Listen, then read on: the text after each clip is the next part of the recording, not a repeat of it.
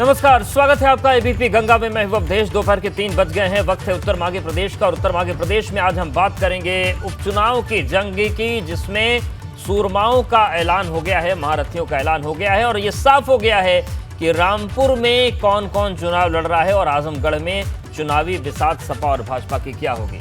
इन सब के बीच जो सस्पेंस बना हुआ था समाजवादी पार्टी का आजमगढ़ में, उससे पर्दा हटा और धर्मेंद्र यादव आजमगढ़ से होंगे। वहीं रामपुर में सपा ने आसिम राजा को प्रत्याशी बनाया है। बीजेपी ने पहले ही अपने प्रत्याशियों की घोषणा कर दी थी। अब सवाल यही है कि 23 जून को मतदान है और मैदान कौन मारेगा, यही उत्तर मांग रहे प्रदेश।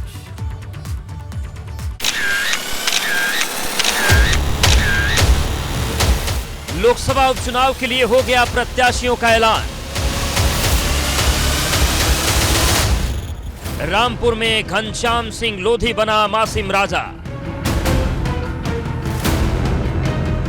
आजमगढ़ में निरहुआ बनाम धर्मेंद्र यादव। लोकसभा उपचुनाव की जंग में तय हो गए सूरमा। समाजवादी पार्टी बचा पाएगी अपना गढ़, भाजपा लगा पाएगी आजमगढ़ रामपुर में सेंध।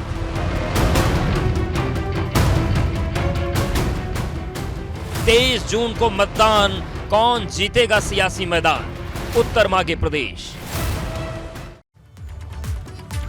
तो सवाल सीधा सा है कि अब सूरमाओं का ऐलान हो चुका है, लेकिन ये जो जंग है किस तरीके से आगे बढ़ेगी और क्या क्या फैक्टर काम आएंगे। और सबसे बड़ी बात यह है कि दोनों ही जगहों पर समाजवादी पार्टी को अपना किला कायम रखना है, जबकि बीजेपी की कोशिश ये है कि आजमगढ़ और रामपुर में भी सियासी सेंध लगाई जाए।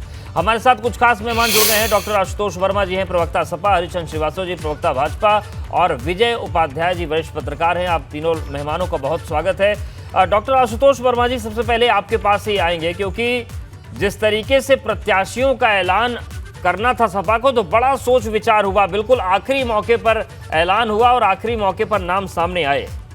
क्या मानते हैं कि इतनी देरी इसलिए हुई क्योंकि किला बचाने की चुनौती है और टक्कर इस बार बीजेपी देने की कोशिश कर रही है, क्योंकि तमाम जिस तरीके से 75+ का नारा इन्होंने अभी से ही दे दिया लोकसभा में, इतनी वजह देरी की क्या रही? नहीं, देखिए, मुझे जहाँ तक समझ में आता है कि किला बचाने की कोई बात ही नहीं है। रामपुर और आजमगढ़ दोनों ही समाजवादियों के मजबूत गढ़ रहे हैं और इसमें कोई किला बचाने की बात नहीं है। जब आप 2019 में बता रहे थे कि सुनामी चल रही है, 2014 में बता रहे थे सुनामी चल रही, तब भी हम ये दोनों सीट बहुत अच्छे मार्जिन से जीते थे। और समाजवादी पार्टी का ये प्राथमिकता रही है कि किसी न किसी तरीके से अपने कार्यकर्ताओं को, अपने लोगों को अपने साथ समा के रखें। इसीलिए रामपुर की सीट और दोनों की सीट, और दोनों ही सिटिंग एमपीज थे जिन्होंने अपनी सीट छोड़ के विधायक का चुनाव लड़ा, और वो भी अच्छे मार्जिन से जीते हैं। तो मुझे नहीं लगता इसमें भारतीय समाजवादी पार्टी के लिए कोई परेशानी की भी बात है। भारतीय जनता पार्टी को सोचना चाहिए क्या वो आज भी उन बातों में कायम है कि वो रामपुर और आजमगढ़ को उस तरीके से जीत पाएगी, क्योंकि हमको पता है और हम लोग तो अग्रिम बधाई भी अपने प्रत्याशियों को दे रहे हैं। लेकिन आशुतोष जी, वो आजमगढ़ में तो निरहू कह रहे हैं कि अखिलेश हुए फरार, निरहू डटल रहे कि हम तो हारने के बाद भी डटे रहे, अखिलेश जी जीतने के बाद भी नहीं आए। देखिए, मैं दिनेश लाल यादव और निरहुआ जी की बातों पे कमेंट नहीं करना चाहूँगा। मुझे लगता है वो ठीक भी नहीं है, लेकिन कुछ ऐसे ही वक्तव्य उन्होंने 2019 के लोकसभा चुनाव के पहले भी दिए थे, और मीडिया बंधुओं को चाहिए कि वो एक बार फिर से अगर रिप्ले कर दे तो उनको अपनी बातों का जवाब खुद ही मिल जाएगा। ठीक है, हरिचंद श्रीवास्तव जी, ये बताइए कि इस बार क्या लग रहा है, सेंध लगा पाएंगे? क्योंकि कोशिश लंबे समय से हो रही है, लेकिन रामपुर और आजमगढ़ में मेहनत बहुत वो सफलता में बदल नहीं पा रही है। इस बार करेंगे क्या कमाल?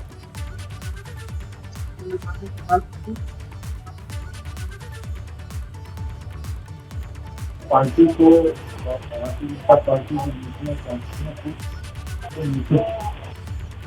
जो सहकारिता, जो मिला है और लगातार मिल रहा है, वो मजबूती के साथ बरकरार रहने वाला है जी। और आप देखिएगा आजमगढ़ में भी और रामपुर में भी दोनों जगह मजबूती के साथ जी। हरिचंद जी, आपके पास आएंगे, थोड़ी सी आवाज में दिक्कत आ रही है। विजय उपाध्याय सर, ये जो पूरी तस्वीर बनी, चाहे हम रामपुर की बात करें और चाहे हम आजमगढ़ की बात करें, दोनों ही जगहों में दोनों ही दलों की कोशिश है कि अपनी अपनी मेहनत पूरी की जाए, लेकिन यहाँ पर जो परिणाम आएंगे उसका मैसेज क्या होगा? क्योंकि एक तरफ सेंध लगाने की कोशिश है, एक तरफ किला बचाए रखने की कोशिश है। हाँ, निश्चित तौर पे देखिए, चाहे आजमगढ़ हो या रामपुर, समाजवादी पार्टी के बड़े नेताओं का स्टेक दांव पे। दरअसल आजम खां ने खुद चुनाव नहीं, अब वो लड़ रहे हैं, परिवार का भी कोई नहीं लड़ रहा है। उन्होंने अपने करीबी आसिम रजा को रामपुर से उतारा है। आसिम रजा क्या कर पाएंगे, कितना समर्थन ले पाएंगे, ये पार्टी के लिए बड़ी चुनौती। वजह ये है कि समय बहुत कम बचा हुआ है। इतने कम समय में पब्लिक को के सामने इस्टेब्लिश कर पाना। बिल्कुल विजय उपाध्याय जी, आपके पास आएंगे। जी जी, कुछ तकनीकी दिक्कतें आ रही हैं। हरिश्चंद्र जी, ये बताएं कि ये जो पूरी तस्वीर बनी है, इस बार आपको क्या लग रहा है? क्योंकि सपा तो ये कह रही है कि हमारा तो गढ़ है ही वो, हमें कोई दिक्कत नहीं है, बीजेपी सोचे कि वो कितना टक्कर दे पाएंगे।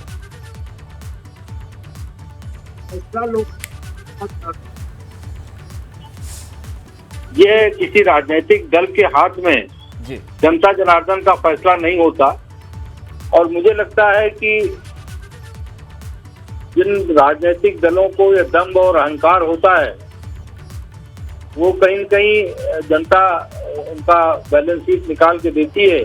2022 का जो उत्तर प्रदेश विधानसभा का चुनाव और उसका परिणाम रहा, और उसमें और जो हमारे विपक्षी दल के मित्र हैं और उनके जो पार्टी के मुखिया से लेके नेता प्रवक्ता कार्यकर्ताओं की अगर जो बोल वचन है उसको आप निकाल कर लीजिए तो अंदाज चल जाएगा।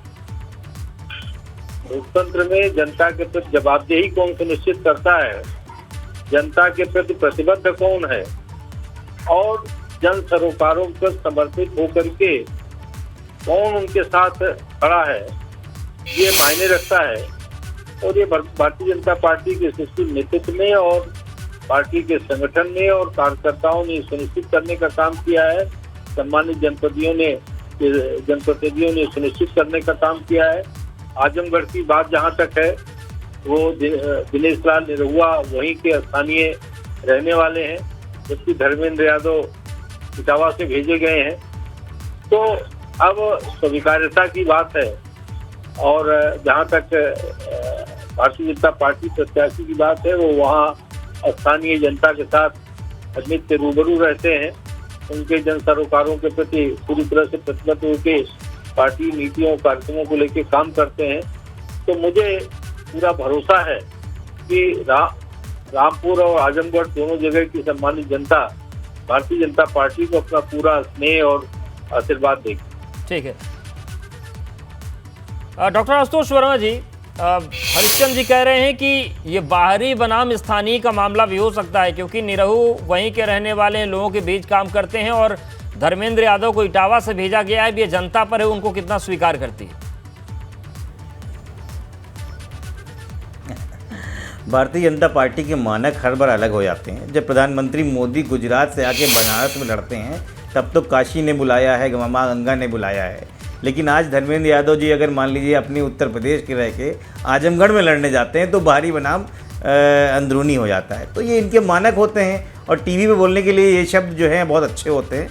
मुझे लगता है कि इनको समझना चाहिए कि अहंकार किसके अंदर है, और पूरा देश जानता है भारतीय जनता पार्टी जैसी अहंकारी पार्टी कहीं नहीं है। जिस तरीके से रामपुर में पिछले 2019 में 1 लाख की मार्जिन से समाजवादी पार्टी जीती थी, और 2014 में हम भले ही उसमें हार गए, और आजमगढ़ में हम 2,60,000 की मार्जिन से जीते थे।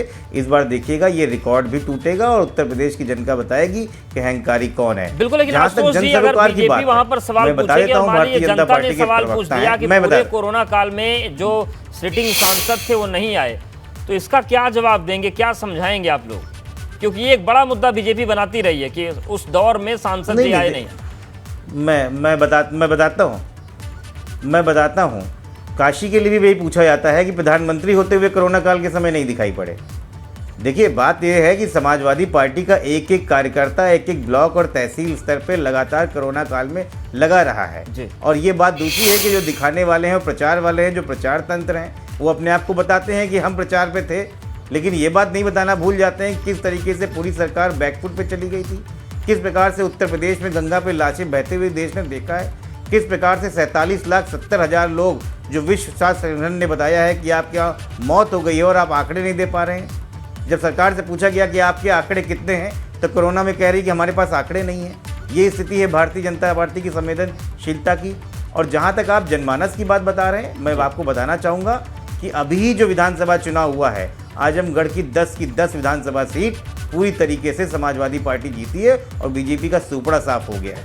कि कहाँ पे बात कर रहे हैं हम? अपनी कार्यशैली, अपनी रणनीति के हिसाब से अपने कैंडिडेट का चयन करते हैं और अपने हिसाब से अपना काम करते हैं। हमें भारतीय जनता पार्टी की सीख की जरूरत नहीं है और हम कहते हैं कि हम बड़ी बात नहीं बोलते हैं। दिनेश लाल यादव जी ने जो 2019 में शब्द बोले थे, एक बार आपके चैनल से मैं अनुरोध करता हूं कि वो कमेंट दिखा दें और उनका अहंकार कितना है खुद पता चल जाएगा।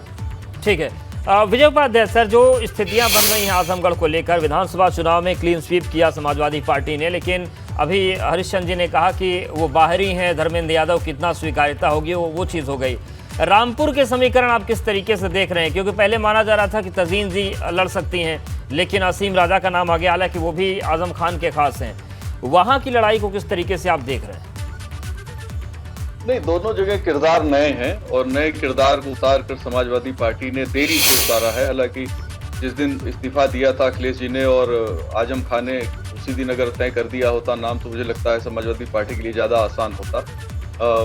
लेकिन अपोजिशन होते हुए भी इन्होंने बहुत देर से कैंडिडेट उतारे और कई नाम इस बीच में चले। जनता के सामने एक कंफ्यूजन की स्थिति बनी रही। लेकिन अब जो दोनों नए किरदार हैं उसमें आसिम रजा को देखें तो उनके बहुत ही करीबी माने जाते हैं, वो भी पठान हैं। और रामपुर चूँकि वहाँ माइनॉरिटी मेजॉरिटी में है, आजम खां का अपना एक असर है। लेकिन लंबे अरसे तक आजम खां की जो पॉलिटिक्स है वो परिवार से जुड़ी रही, अपने घर से ही जुड़ी रही। चाहे वो लड़ते थे, उनकी पत्नी लड़ती थी या उनका बेटा विधानसभा उनकी जगह लड़ा। तो अब परिवार के बाहर राजनीति निकल के आई है। कांग्रेस वहां से नहीं लड़ रही है चुनाव। कांग्रेस वहां एक अच्छा गेम कर सकती थी पॉलिटिकल, लेकिन उन्होंने अपने को विड्रा किया है। तो ऐसे में आमने सामने की लड़ाई है। घनश्याम लोधी भी इत्तेफाक से पुराने आजम के सहयोगी रहे हैं, उन्हें उनके सारे टैक्स एंड टूल्स पता हैं कि कहाँ पे भाजपा की कमजोरी है और कहाँ पे समाजवादी पार्टी की मजबूती है। क्योंकि रूलिंग पार्टी के सामने ये चुनौती है कि विपक्ष की दोनों सीटों में से कम एक जरूर वो हासिल करे, आजमगढ़ या रामपुर। तो बीजेपी तो पूरी ताकत लगाएगी। आजमगढ़ में 2 मंत्रियों को जिम्मेदारी दे दी गई है। पार्टी के संगठन महासचिव सुनील बंसल वहां जाके मीटिंग कर चुके हैं। बूथों का एक उन्होंने ब्यौरा निकाल रखा है, कहां से कितने वोट बीजेपी को मिलते हैं। ठीक यही स्थिति रामपुर के साथ है। रामपुर में बीजेपी ने लगातार काम किया है, समाजवादी पार्टी भी करती है। लेकिन समाजवादी पार्टी का जो संगठन स्ट्रक्चर है, जिस तरीके से आशुतोष जी कह रहे हैं, इनकी बात सही होगी।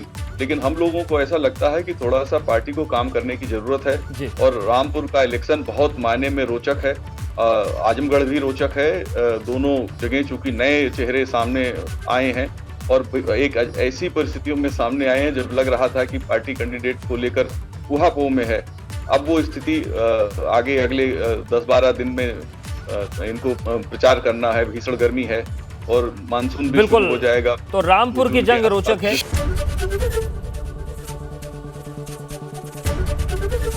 एबीपी गंगा, खबर आपकी, जुबान आपकी।